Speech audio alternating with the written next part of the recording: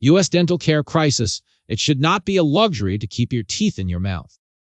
Today in America, nearly 70 million adults and nearly 8 million children have no dental insurance. Many who do have insurance find it to be totally inadequate.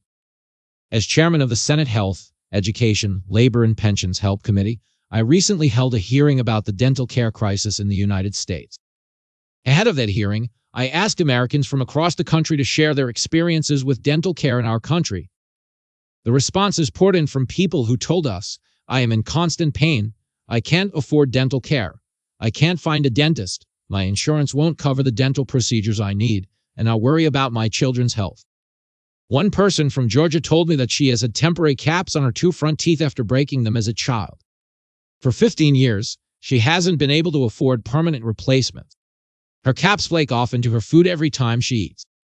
Wisconsin Gov. Evers addresses dental care shortages with new legislative package. A gentleman from Wisconsin shared that it will cost him $1,000 per tooth to get crowns to cover his cracked and broken teeth. He has dental insurance, but they won't cover the procedure. These are the type of responses you might expect if we were living in a third world country. But we are living in the richest country in the history of the world. Today in America, nearly 70 million adults and nearly 8 million children have no dental insurance. Many of those who do have dental insurance find that coverage to be totally inadequate. In fact, nearly half of Americans who have dental insurance have skipped their appointments because they could not afford to pay for the procedures they need. States expand Medicaid programs to provide dental care to low-income adults. Nearly 1 out of every 5 seniors in America have lost all of their natural teeth, and many of them cannot afford dentures. Among older Americans, 70% have some sort of periodontal disease, which can lead to rheumatoid arthritis and cardiovascular disease. The dental crisis does not just impact seniors. More than 40% of children in America have tooth decay by the time they reach kindergarten, primarily because their parents could either not afford or could not find a dentist on time. The lack of affordable dental care in America is especially acute for low-income Americans, pregnant women, people with disabilities, veterans, those who live in rural communities, and Black, Latino, and Native Americans. Employer-sponsored health insurance is not adequately covering all health services for many report. The situation has become so absurd that every year hundreds of thousands of Americans travel to countries like Mexico, Costa Rica, India, Thailand, and Hungary, where it is much less expensive to get the dental care they need, even after paying for round-trip airfare and hotel stays. And it's not difficult to understand why. Let's be clear. When we talk about dental care, we're not just talking about having straight teeth and a pretty smile. I helps dentists catch more cavities and gum disease. It's unbiased and gives more accurate diagnoses.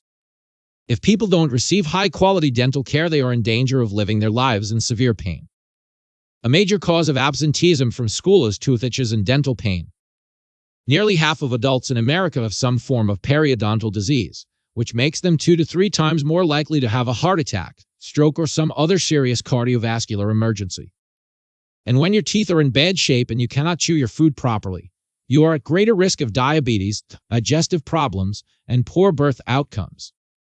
If we are going to seriously address the dental crisis in America, Congress is going to have to act boldly. That is why I recently introduced the most comprehensive piece of dental care legislation in the history of our country.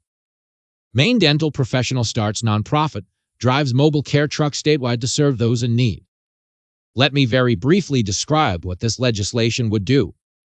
First, it would substantially expand the number of dentists, dental hygienists, and dental therapists in America, particularly in rural and underserved areas.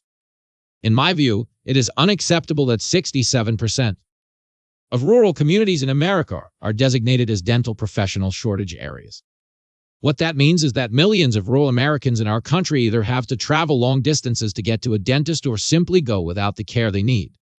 This bill would seriously address that issue. Second, we need to make sure that the dentists we do have start serving more low-income people. In America today, only a third of our dentists provide care to people on Medicaid, and only a very small percentage are providing care for those who are underserved. This legislation would address that issue by increasing reimbursement rates for dental procedures under Medicaid. Third, we have got to substantially expand high-quality and comprehensive dental insurance in America. It is unacceptable that about half of our nation's seniors do not have comprehensive dental insurance because traditional Medicare does not cover most dental procedures. It is also unacceptable that 12 million adults and children throughout the country lost Medicaid dental coverage last year. Click here for more Fox News opinion. Further, when our nation's veterans are 60% more likely to experience tooth decay than non-veterans, it makes no sense that the vast majority of veterans who receive medical care through the VA are not eligible for dental coverage. That is why this bill expands Medicare, Medicaid, and the VA to provide comprehensive dental coverage to every senior, veteran, and low-income person in America, and makes dental care an essential benefit under the Affordable Care Act. Finally, this bill would substantially expand dental care services that community health centers provide in schools and nursing homes all over America. In 2022, federally qualified health centers provided dental care to over 6 million people across the country regardless of their ability to pay. In my state of Vermont, 9 out of our 11 health centers provide quality, affordable dental care to nearly 40,000 people across the state. Moreover, most of the health centers in Vermont also offer dental services in schools. Nationally, 89% of health centers offer dental services.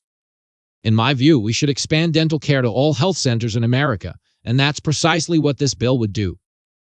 All over America, people are finding themselves in terrible pain. They can't find a dentist to treat their problems. It should not be a luxury in this country to keep the teeth in your mouth. It is time for us to get our national priorities straight. Click here to read more from Sen. Bernie Sanders.